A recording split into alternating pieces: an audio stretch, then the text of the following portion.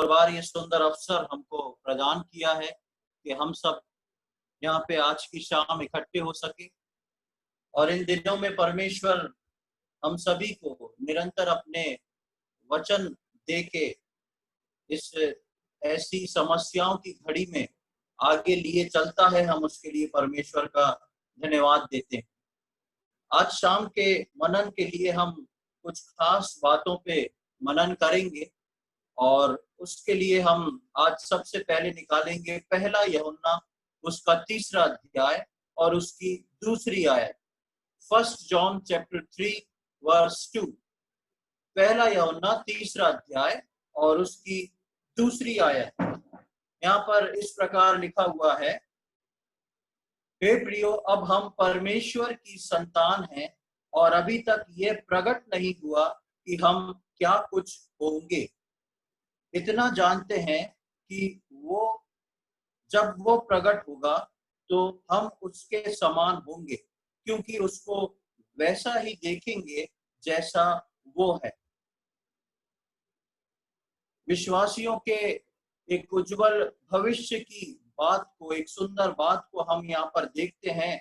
प्रभु यीशु मसीह के प्रकट होने के समय हम कैसे होंगे। यहाँ पर लेखक इस प्रकार लिखता है कि इतना जानते हैं, अभी तक जो है कुछ प्रकट नहीं हुआ, लेकिन हम इतना जानते हैं कि जब वो प्रकट होगा तो हम उसके समान होंगे, अर्थात प्रभु यीशु मसीह। क्योंकि हम विश्वासी लोग जो हैं बादलों में उसके साथ मुलाकात करेंगे और उसके साथ फिर हमेशा हमेशा के लिए उस स्थान पर पहुंचेंगे जिस स्थान का वायदा प्रभु यीशु मसीह अपने विश्वासियों से करके गया है, जो जगह वो हमारे लिए तैयार कर रहा है। पहली बात। दूसरी बात, हम एक और आयत को देखेंगे, फिलिपियों उसका 1 अध्याय और उसकी 6 आयत। Book of Philippians chapter 1 verse 6। फिलिपियों उसका 1 अध्याय और उसकी 6 आयत। यहाँ पर इस प्रकार लिखा है, मुझे इस बात का भरोसा है कि जिसने तुम में अच्छा काम आरंभ किया है वही उसे यीशु मसीह के दिन तक पूरा करेगा। विश्वासियों में जिस प्रभु यीशु मसीह ने उद्धार का काम विश्वासियों के अंदर पूरा किया है, और वो उद्धार का काम पूरा करने के पश्चात यीशु मसीह अपने आगमन तक वो अच्छा काम, यानी कि विश्वासियों के तैयार होने का काम, उनके जीवन में बचे हुए सारे काम को प्रभु यीशु मसीह अपने आगमन से पहले पूरा करेगा। वो बेहतर और अच्छा काम जो प्रभु यीशु मसीह ने कलीसिया के लिए, अर्थात हर इंडिविजुअल विश्वासी के लिए रखा है, उसको प्रभु यीशु मसीह पूरा करेगा। पहली बात हमने देखी कि उसके प्रकट होने पर हम इतना जानते हैं, हाँ, या हम दूसरे शब्दों में बोलें तो हम इतना जरूर जानते हैं कि जैसा वो होगा वैसे हम भी होंगे। और फिलिपियों में हम पढ़ते हैं कि जो अच्छा काम उसने शुरू किया है वही उसको पूरा करके खत्म करेगा। विश्वासियों के जीवन में परमेश्वर का कार्य का क्रम, उसके उन कामों को प्रभु यीशु मसीह जब एक विश्वासी को लाके कलीसिया में जोड़ता है और दिन प्रतिदिन जब वो विश्वासी प्रगति करता है, आत्मिक बातें सीखता है, प्रभु में आगे बढ़ता है, उस दिन से उस व्यक्ति की आखिरी सांस तक या प्रभु यीशु मसीह के दूसरे आगमन तक उसका एक तैयारी का जीवन शुरू होता है।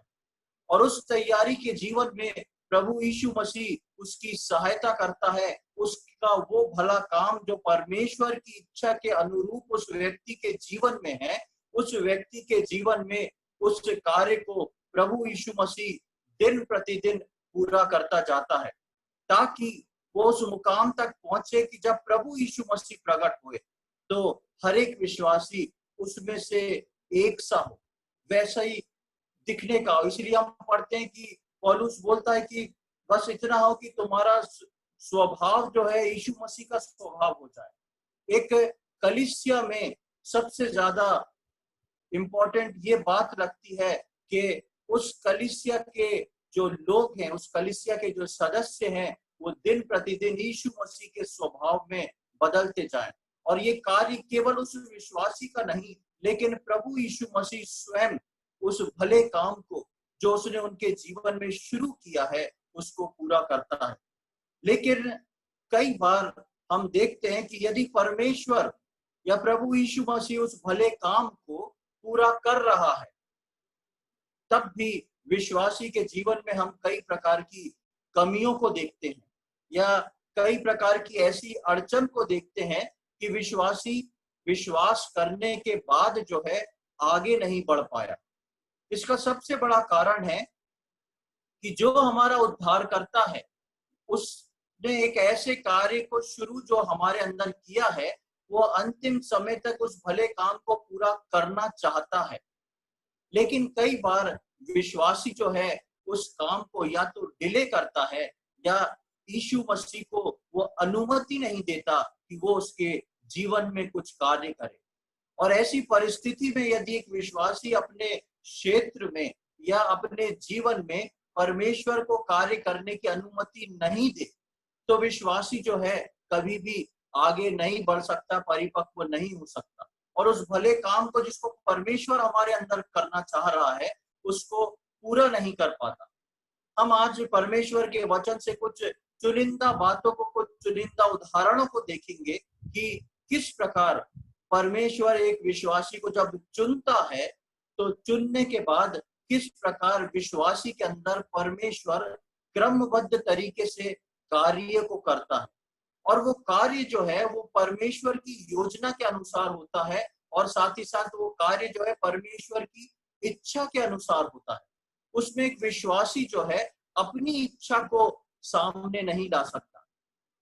उस बात को हम परमेश्वर के वचन से देखेंगे। मेरे साथ निकाले लूका रचित सुसमाचार उसका 5वां अध्याय और उसकी पहली 6 आयतों को हम पढ़ेंगे। Gospel according to Luke chapter 5 first 6 verse. लूका रचित सुसमाचार उसका 5वां अध्याय और उसकी पहली आयत से लेके हम उसकी 6वीं आयत तक पढ़ेंगे। यहाँ पर इस प्रकार लिखा हुआ है, जब भीड़ परमेश्वर का वचन सुनने के लिए उस पर गिरी पड़ती थी और वो गन्नेसरत की झील के किनारे पर खड़ा था, तो ऐसा हुआ कि उसने झील के किनारे 2 नावें लगी हुई देखी और मछुए उन पर से उतरकर जाल धो रहे थे। उन नावों में से एक पर जो शमौन की थी, चढ़कर उसने उससे विनती की कि वे की किनारे से थोड़ा हटा ले चल। तब वो बैठकर लोगों को नाव पर से उपदेश देने लगा। जब वो बातें कर चुका तो शमौन से कहा, गहरे में ले चल और मछली पकड़ने के लिए अपने जाल डालो।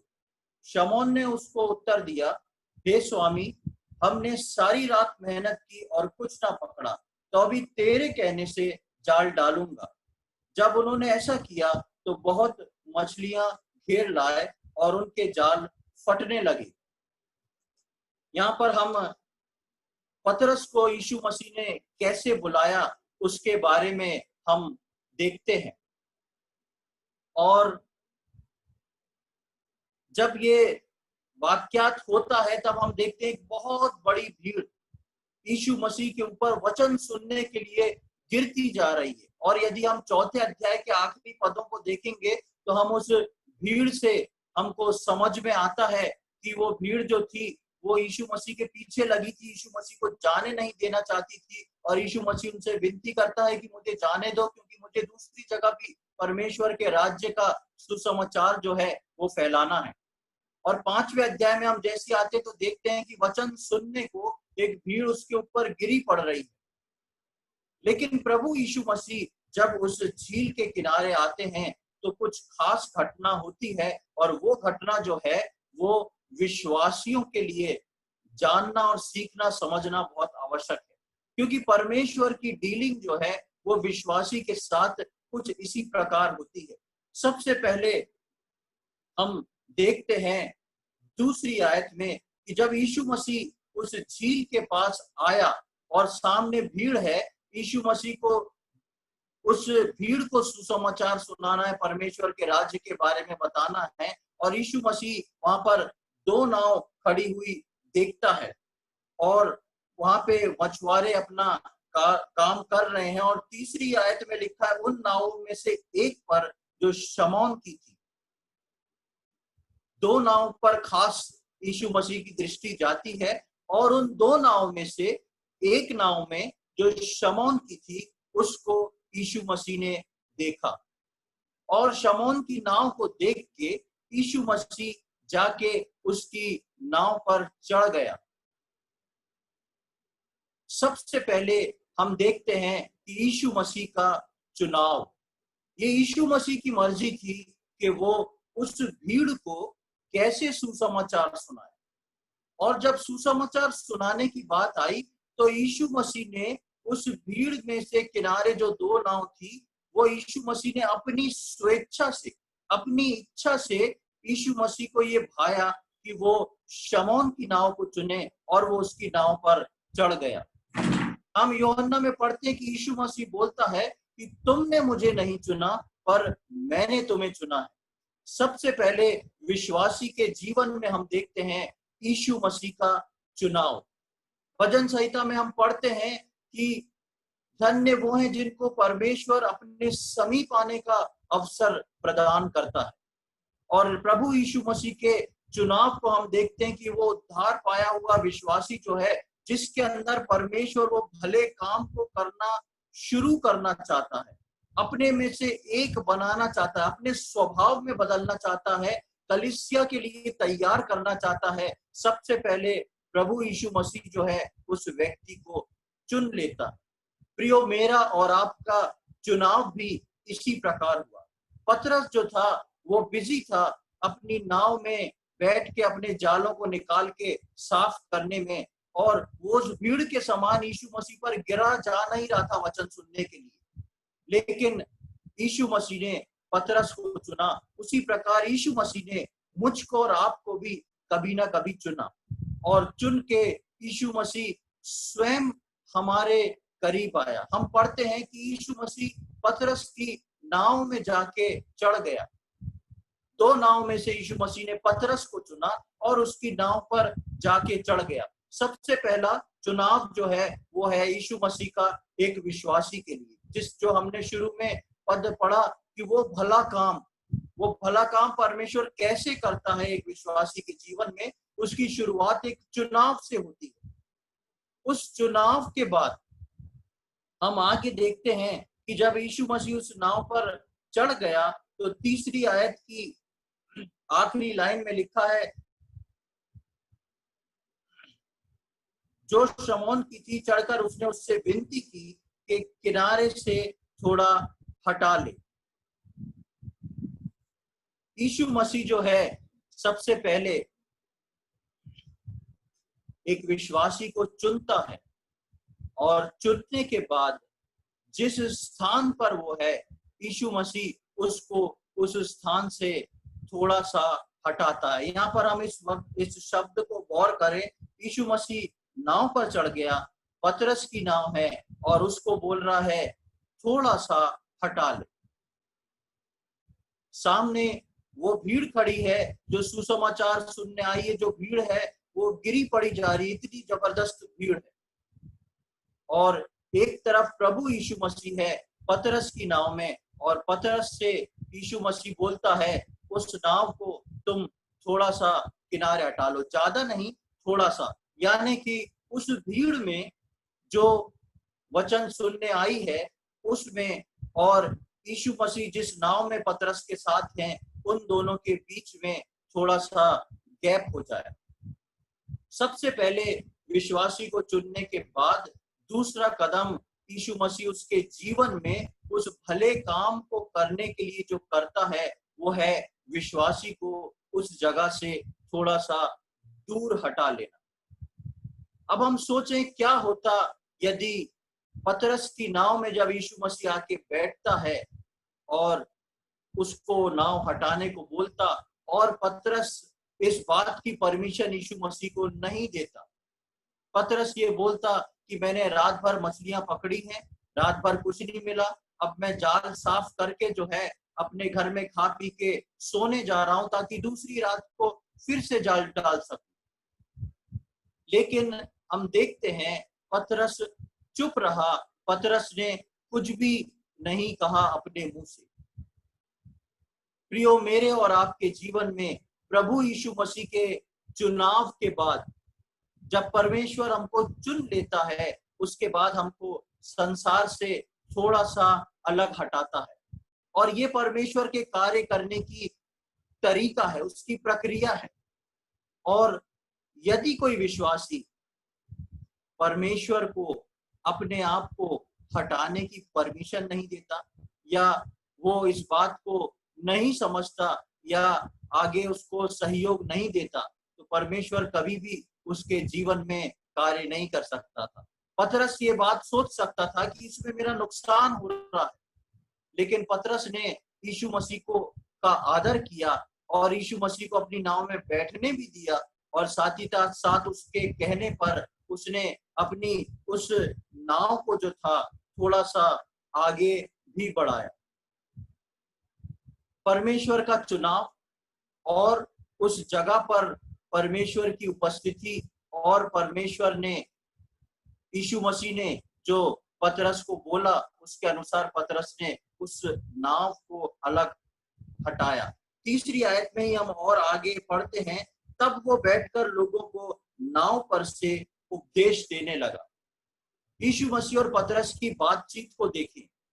यीशु मसीह को पतरस ने इनवाइट नहीं करा कि मेरे नाव में आके बैठ जाओ। यीशु मसीह खुद पतरस की नाव में आया, और यीशु मसीह ने पतरस से सिर्फ एक लाइन बोली कि नाव को थोड़ा सा आगे ले चल, इस जगह से थोड़ा हटा ले। और वहां जैसे ही उसने हटाया तो वो लिखा है कि वो बैठकर लोगों को नाव पर से उपदेश देने लगा। अब पतरस का काम खत्म। अब पतरस जो है वो सिर्फ नाव में एक तरफ बैठा है, यीशु मसीह उपदेश दे रहा है, वो यीशु मसीह की बात को सुन रहा होगा, कभी भीड़ को देख रहा होगा, कभी यीशु मसीह को देख रहा होगा, और शायद वो इस समय का भी इंतजार कर रहा होगा कि उपदेश खत्म हो, यीशु मसीह मेरी नाव से उतरे, मैं वापस किनारे जाके अपने काम को पूरा करूं। लेकिन पतरस जो था चुपचाप बैठा रहा और सुनता रहा। उसके बाद हम आगे बढ़ते हैं। जब वो बातें, चौथी आयत, जब वो बातें कर चुका तो शमौन से कहा, गहरे में ले चल और मछलियां पकड़ने के लिए अपने जाल डाल। अब जो भीड़ थी उसको सुसमाचार दे दिया गया, और पूरी की पूरी भीड़ जो थी वहां से लौट चुकी है। इसीलिए अब वो कार्य खत्म हो गया, और उस कार्य खत्म होने के बाद अब जो है दूसरा वाक्य यीशु मसीह पतरस से बोलते हैं, और बोलते हैं कि अब गहरे में ले चल और मछली पकड़ने को जाल डाल। पतरस ने, हम नहीं जानते कि यीशु मसीह का ये संदेश कितनी देर चला होगा, लेकिन पतरस संयम के साथ बैठ के सुनता रहा, और जब वो संदेश खत्म हो गया, बेशक वो भीड़ वहां से जा चुकी थी, क्योंकि हम जब 10वीं 11वीं आयत में आते हैं तो वहां पर भीड़ का कोई भी उल्लेख नहीं देखते, वहां पर हम सिर्फ पतरस को और दूसरे मछुआरों को पाते हैं। तो ये भीड़ निश्चित तौर पे जो थी वहां से जा चुकी थी, और जब भीड़ चली गई, संदेश खत्म हो गया, तब यीशु मसीह पतरस से दूसरी बात बोलते हैं, और गहरे में ले चल और मछली पकड़ने को अपने जाल को डाल। तीसरी बात जो परमेश्वर उस भले काम को एक विश्वासी के अंदर पूरा करने को होता है, उसको गहरे में लेके जाता है। यीशु मसीह क्यों पतरस को गहरे में लेके गए? सबसे पहली बात, यीशु मसीह ने पतरस ने यीशु मसीह के चुनाव को ठुकराया नहीं, पतरस ने यीशु मसीह को आदर दिया।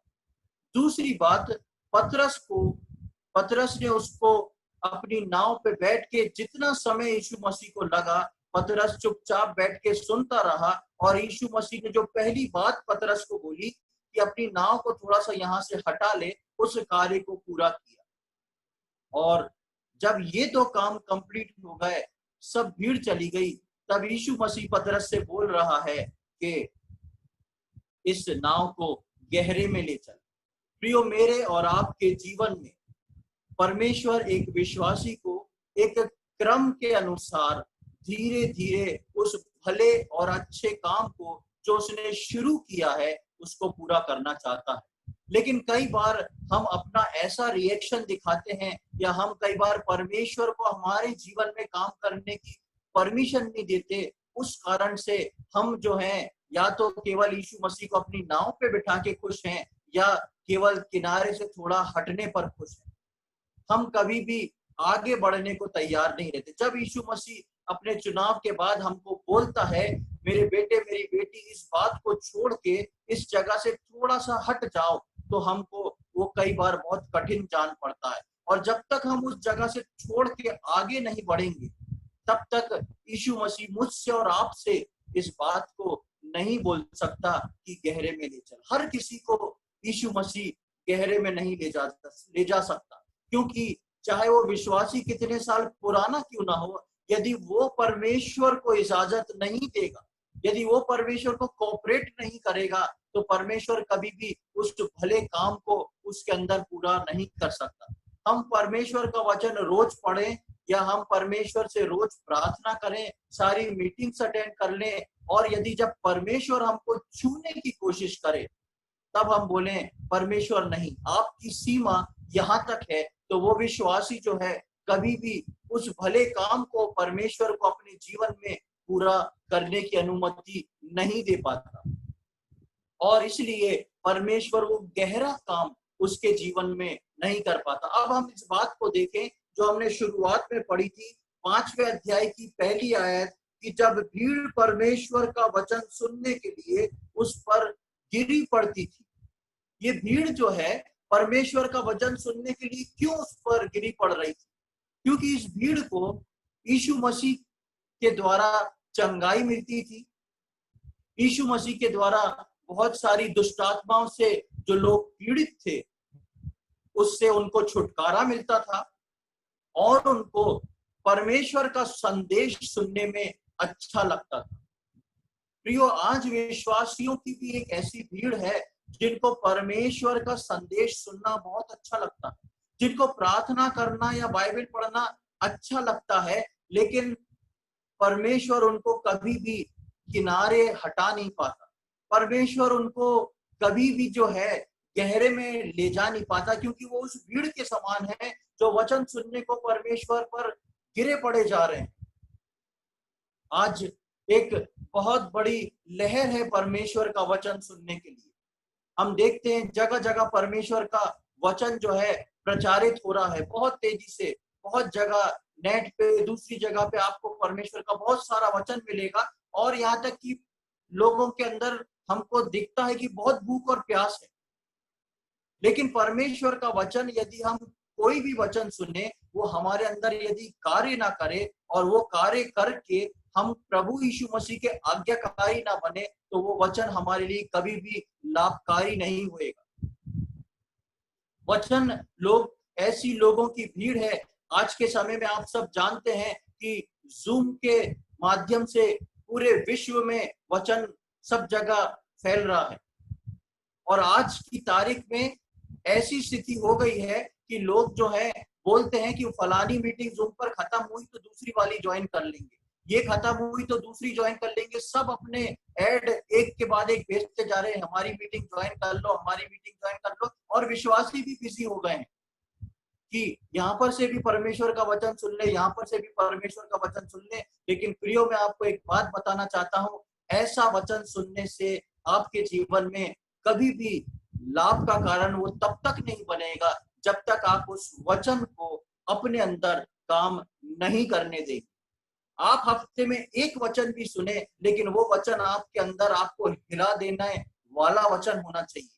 आप उस वचन में से कम एक आयत को, एक वर्ष को अपने जीवन में पूरा करने वाले होना चाहिए कि मैंने जो वचन परमेश्वर से सुना है इसको मैं पूरा करूंगा। नहीं तो मैं और आप उस भीड़ के समान होंगे जो उस गन्नेसरत की झील के किनारे यीशु मसीह के ऊपर गिरे पड़ रही थी वचन सुनने के लिए, लेकिन उस भीड़ में से किसी से भी यीशु मसीह ने ये नहीं कहा आओ मैं तुमको गहरे में लेके चलूं।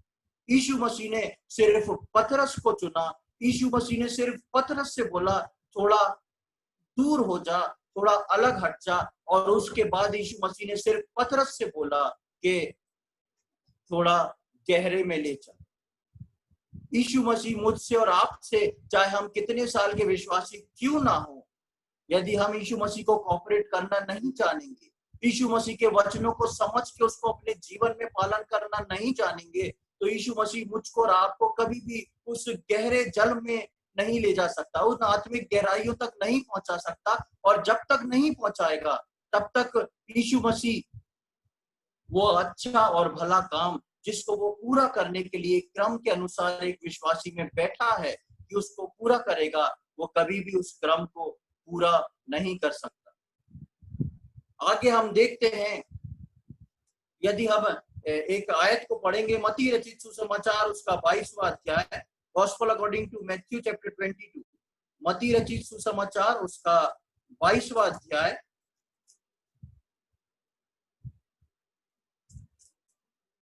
और उसकी 14वीं आयत, 14th वर्स। यहाँ पर इस प्रकार लिखा है, क्योंकि बुलाए हुए तो बहुत हैं परंतु चुने हुए थोड़े हैं। यूहन्ना 3:16 में हम पढ़ते हैं कि परमेश्वर ने जगत से प्रेम किया कि अपना इकलौता पुत्र दे दिया, ताकि जो कोई उस पर विश्वास करे वो नाश ना हो वरन अनंत जीवन पाए। पूरा निमंत्रण पूरे विश्व को, सबको परमेश्वर ने सबसे प्रेम किया, सबको निमंत्रण दिया। लेकिन यहाँ पर हम पढ़ते हैं बुलाए हुए तो बहुत हैं परंतु चुने हुए थोड़े हैं। प्रियो, मैं और आप जो हैं प्रभु यीशु मसीह के द्वारा परमेश्वर के उस बड़े अनुग्रह के कारण चुने हुओं की गिनती में आते हैं, क्योंकि यीशु मसीह मुझसे और आपसे कहता है तुमने मुझे नहीं चुना पर मैंने तुमको चुना है। आज हम जो कलीसिया में जमा हैं वो यीशु मसीह के सबसे बड़े चुनाव के तहत कलीसिया में हम जमा हैं। और चुनने के बाद यीशु मसीह मेरे और आपके अंदर उस भले और बड़े काम को पूरा करना का तैयारी करता है। जब यीशु मसीह ने पतरस को बोला, वापस हम लूका रचित सुसमाचार उसके 5वें अध्याय में आएंगे, जब यीशु मसीह ने पतरस को बोला गहरे में ले चल और अपने मछलियां पकड़ने को अपने जाल डाल, तो पतरस को ये बात हजम करना बहुत मुश्किल हो गई होगी, क्योंकि पहले ही हम नहीं जानते कितना समय चला गया। पतरस के जाल धुले हुए नहीं थे, पतरस के जाल अभी साफ नहीं हुए थे, और पतरस जो है एक अच्छा प्रोफेशनल मछुआरा था और वो जानता था कि दिन में जो है कभी भी मछली पकड़ने को जाल नहीं डाला जाता। प्राय अक्सर मछुआरे जो है सुबह के 2-3 बजे, रात को 2-3 बजे जो है निकल के जालों को फैलाते हैं और 5-6 बजे अपने जालों को समेट लेते हैं, क्योंकि उसका कारण यह है कि पानी में हमेशा मछलियां जो है रात के समय में ऊपर आती हैं और दिन को सूरज निकलते ही मछली पानी के तले में बैठ जाती है। और सबसे सटीक समय जो होता है जाल डालने का वो रात में 12 और 1 बजे के बाद होता है। इसलिए मछुआरे जो थे इस बात को जानते थे और वो रात में अपने जालों को डाल के सुबह सारी मछलियों को कलेक्ट करके अपने जाल को धो के साफ करके अपने घर चले जाते थे, ताकि खाना खा के सो जाएं, क्योंकि रात भर उन्होंने बहुत मेहनत करी है और फिर रात को उठ के यही काम करने को आ जाए। पतरस ने इंतजार किया कि यीशु मसीह का भाषण खत्म हो जाए और उसके बाद यीशु मसीह पतरस से बोल रहा है अब गहरे में ले चल, और न केवल गहरे में ले चल, लेकिन यीशु मसीह कहता है मछलियां पकड़ने को अपने जालों को डालो। और पतरस जब ये कार्य करेगा तो दूसरे मछुआरे जो किनारे पे बैठ के अपने जाल साफ कर रहे हैं वो पतरस की तरफ देख के क्या सोचेंगे और कैसे उस पर हंसेंगे। लेकिन पतरस एक सुंदर बात को आगे जवाब के तौर में यीशु मसीह को बोलता है। 5वीं आयत, शमौन ने उसको उत्तर दिया, हे स्वामी, हमने सारी रात मेहनत की और कुछ ना पकड़ा, तो भी तेरे कहने से जाल डालूंगा। पतरस को इस बात से शर्म नहीं आई कि दूसरे मछुआरे मुझको देख के क्या बोलेंगे। पतरस को इस बात से झिझक नहीं हुई कि एक प्रोफेशनलिस्ट मछुआरा जो है वो दिन के समय में जब धूप निकली हुई है, सूरज चढ़ा हुआ है, तब अपने जाल को पानी में फैला रहा है। लेकिन पतरस उस नाव में जब यीशु मसीह ने उसको थोड़ा सा अलग हटाने को कहा था, उस दौरान इस बात को सीख गया था बैठ के कि यीशु मसीह जो बोल रहा है उसके अंदर कुछ बात अलग है। और उस बात पर विश्वास करके वो कोई आर्ग्यूमेंट यीशु मसीह से नहीं करता और वो बोलता है कि हमने तो सारी रात मेहनत करी थी, पर तेरे कहने से मैं जाल डालता हूं। प्रियो, जब एक विश्वासी यीशु मसीह की आवाज सुन के चुनाव के बाद थोड़ा अलग हटने को तैयार होता है, उसके बाद यीशु मसीह के परमेश्वर के वचन को सुन के और गहरे में जाने को तैयार होता है, तब परमेश्वर उसके जीवन में आश्चर्य कर्म करना या वो काम करना शुरू करता है जो परमेश्वर ने जिसके लिए उसको चुना है। उस भले काम को करना शुरू करता है जिसको परमेश्वर उस विश्वासी के अंदर खत्म करना चाहता है। और हम देखते हैं छठवीं आयत में कि जब उन्होंने ऐसा किया, कैसा किया? जैसा यीशु मसीह ने कहा था वैसा किया। एक विश्वासी के लिए बहुत जरूरी है कि यीशु मसीह जब गहरे में चलने को बोले तब वो गहरे एक्सपीरियंस में चलने को तैयार हो। उसकी कीमत जो है विश्वासी को निश्चित तौर पे कहीं ना कहीं चुकाना पड़ती है संसार में, लेकिन अगर वो यीशु मसीह के कहने से गहरे में जाके जाल डालता है तो हम छठवीं आयत में पढ़ते हैं कि जाल मछलियों की बहुतायत से इतना भर गया कि फटने लगा, और जिन नाव पे जाल उन मछलियों को निकाल के भरना शुरू करा, वो नाव जो थी वजन के कारण डूबने लगी। 100 गुना से अधिक आशीष परमेश्वर की आज्ञाकारिता में। जब परमेश्वर एक विश्वासी को चुन के अलग करता है, आज्ञा देता है, तब वो 100 गुना आशीष और फलवंत होता है। यदि पतरस अपनी नाव में यीशु मसीह को चढ़ने नहीं देता, या पतरस उस 1-1.5 घंटे के बाद यीशु मसीह से बोलता, गहरे वहरे में मैं कहीं नहीं जा रहा, आप नाव से उतरो, मेरे को भी जाने दो, मुझे अपना काम करना है, तो पतरस कभी भी उस गहरे जल के उस अनुभव में नहीं जा पाता और नहीं जान पाता कि यीशु मसीह कौन है। और जब हम इस अध्याय की 11वीं आयत में आते हैं तो लिखा है, और वे नाव को किनारे पर ले आए और सब कुछ छोड़कर उसके पीछे हो लिए। पतरस समझ गया, मुझे अगर चलना है तो इस व्यक्ति के पीछे चलना है। और पतरस ने सारी रात कुछ नहीं पकड़ा था और अब उसके पास 2 भरी हुई नाव मछलियों से हैं।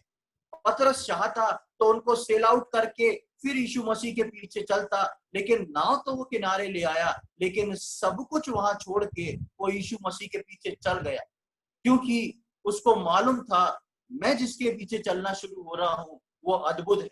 और वही अद्भुत यीशु मसीह उसको बोलता है कि मैं तुझे मछलियों का पकड़ने वाला नहीं लेकिन मनुष्य का पकड़ने वाला बनाऊंगा। और वही यीशु मसीह उस पतरस से बोलता है कि मैं तुझ पर अपनी कलीसिया खड़ी करूंगा। और पतरस वो व्यक्ति हुआ जिसने जब संदेश दिया तो 3000 लोग पहली बार में उद्धार के अनुभव में आए और कलीसिया की स्थापना हुई। क्यों ये सब हुआ? क्योंकि पतरस ने अपने जीवन में यीशु मसीह को वो काम करने दिया जिस भले काम के लिए यीशु मसीह ने पतरस को सृजा था।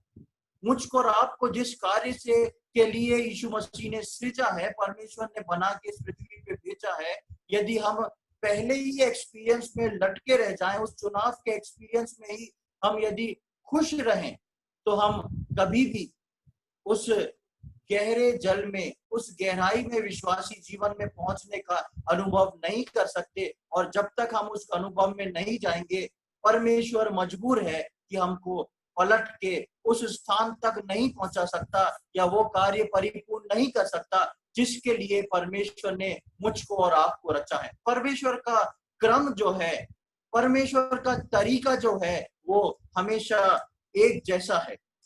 हम पुराने नियम में याकूब के बारे में पढ़ते हैं।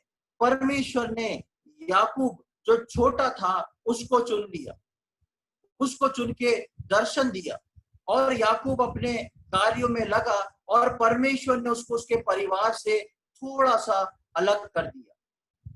उसके बाद एक समय ऐसा आया कि परमेश्वर ने उसको सबसे अलग कर दिया और वो उस नदी के किनारे पाया गया और उस नदी के से उसने अपने पूरे परिवार सबको पार निकाल दिया और वहां पर परमेश्वर का एक दूत आके उससे कुश्ती करने लगा। परमेश्वर ने याकूब को चुना, उसको उसके परिवार से थोड़ा सा अलग किया और उसके बाद उसको सबसे बिल्कुल अलग किया। और जब उसको अलग किया तब परमेश्वर का दूत उससे लड़ने लगा, यानी कि याकूब के जीवन में गहरे पानी के अनुभव में परमेश्वर ले गया। पहले छोटे अनुभव में, अलग करने के अनुभव में, उसके बाद परमेश्वर उसको एक गहरे अनुभव में ले गया। और जब याकूब उस अनुभव से बाहर आता है तो याकूब याकूब नहीं रहता लेकिन इज़राइल बन जाता है और सारी दुनिया की आशीष का कारण इज़राइल ठहरता है।